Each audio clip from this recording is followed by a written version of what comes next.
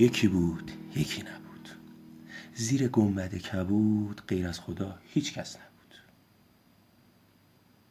توی یه جنگل خوشگل با درختای سر به فلک کشیده یا عالم حیوانای خیلی خیلی مهربون و خوشگل با هم زندگی میکردن. توی یکی از اون درختا خیلی بلند بود یه آقا جغده لونه داشت. یه شب آقا جغده بلند شد از لونش بیاد بیرون، خواب بود، چشاشو مالید، اومد بیرون که بره دنبال غذا. همینجور که اومد بیرون دید چشاشو باز میکنه ولی هیچ جایی رو نمیبینه. یه ذره رفت جلوتر، گفت شاید نور ماه اینجا رو هنوز روشن نکرده. یه ذره دیگه رفت، دید نمیبینه هیچ جایی رو. همینطور که داشت میرفت یهو محکم خورد به لونه سنجابه. سنجابه از خواب پرید، گفت های چه خبرته این موقع شب؟ من خوابم. دنبال غذا میگردی تو خونه من؟ گفت آقا سنجابه من هیچ جا رو نمیبینم. سنجابه هم چشاشو مالید، از لونش اومد بیرون، دید اونم هیچ جا رو نمیبینه، تاریکه. گفت بذار من برم بالای درخت ببینم ماه کوش.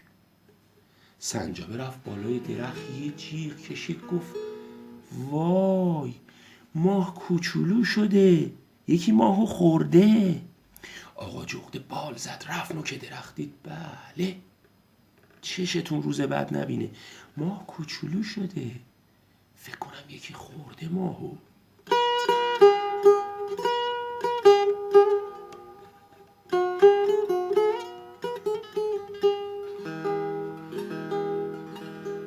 سنجابه گفت ماه خیلی خوشگل بود، خودم دیدمش، نمیشه که. اینقدر خوشگل بود عین یه ظرف شیر بود. تا گفت ظرف شیر آقا جغده گفت ای داده بیداد، ای دل غافل، من میدونم کار کیه. خودم شنیدم اون آقا خرس شکمو میگفت ماه مثل یه سطل شیره، من میدونم اون رفته ماهو خورده. بودو بریم تا بقیهشو نخورده، بریم سراغش، نذاریم بقیه ماهو بخوره. از درخت سری پریدن پایین و حرکت کردن به سمت خونه آقا خرسه. رسیدن در خونه آقا خرسه، تق تق تق تق در زدن. آقا خرسه اومد بیرون، گفت چه خبره؟ من خواب بودم. گفتن آقا خرسه تو برای چی ماهو خوردی؟ گفت من ماهو خوردم؟ نه من اصلا نمیتونم ماهو بخورم، ماه بالاست، من دستم نمیرسه به ماه که. گفتم پس کی خورده؟ گفت بابا من نمیدونم، من نخوردم، بریم ببینیم کی خورده. راه افتادن تو جنگل، از این بپرس آقا کی ماهو خورده؟ آقا شیره تو خوردی؟ گفت نه. به آقا کلاغه گفتن تو خوردی؟ گفت نه. همه حیوونا راه افتادن رفتن سراغ آقا لاک‌پشت دانا.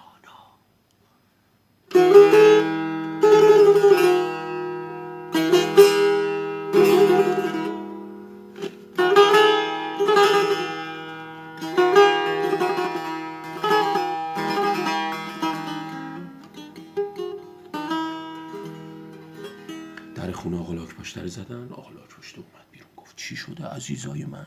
گفتن آقا لاک‌پشت تو سنت از همه ما بیشتره، ما به هر کی میگیم که کی ماهو خورده میگه من نخوردم، اون میگه من نخوردم، اون میگه پس کی ماهو خورده؟ تو خبر نداری؟ ما چند روز پیش دیدیم کامل قرص خوشگل مثل یه ظرف شیر بود، الان پس کی خورده آقا؟ آقا لاک‌پشت یه ذره فکر کرد، یه لبخندی زد، گفت عزیزای من ماهو کسی نخورده. گفتن پس ماه چی شده؟ گفت مگه نه اینکه هر موقع شماها دنبال هم بازی میکنید، میدوید، از جلوی هم دیگه رد میشید، سایتون میفته رو صورت هم دیگه. گفتن بله. گفت خب چی میشه؟ گفتن ما نمیدونیم. گفت شما بین خورشید و زمین که قرار میگیرین سایتون میفته روی زمین، الان هم همین جوری شده، ماه و زمین دور خورشید میچرخن، ماه و زمین دور خورشید میچرخن. بعضی وقتا ماه و خورشید که دارن دور زمین میچرخن، زمین بین ماه و خورشید قرار میگیره، سایه زمین میفته روی ماه.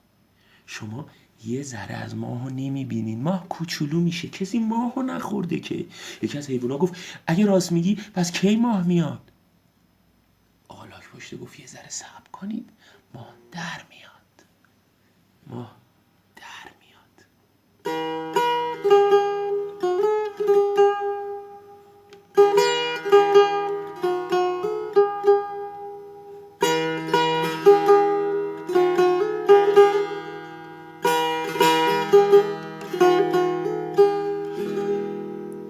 حیوونا رفتن خونشون. چند روز بعد اومدن دیدن راست میگفت، ماه یواش یواش قرص کامل شد، ماه در اومد. فهمیدن که هیچ کس ماهو نخورده بود. قصه ماه به سر رسید، کلاغه به خونش